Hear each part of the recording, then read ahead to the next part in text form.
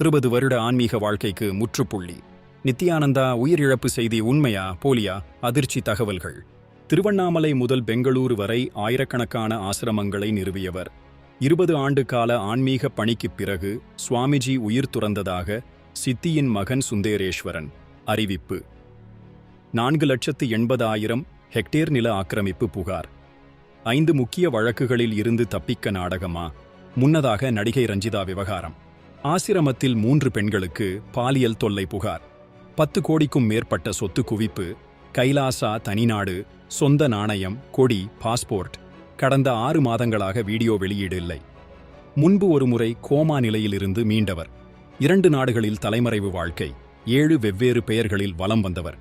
நண்பர்களே, நித்யானந்தாவின் மரணம் உண்மையா இல்லையா என்பது இன்னமும் மர்மமாகவே உள்ளது. ஆனால் நூற்றுக்கணக்கான பக்தர்களின் நம்பிக்கையை சீர்குலைத்து சட்டத்திலிருந்து தப்பிக்க இதுபோன்ற நாடகங்கள் அரங்கேற்றப்படுவது எவ்வளவு நியாயம்? உங்கள் கருத்துக்களை தெரிவிக்க மறந்துவிடாதீர்கள்.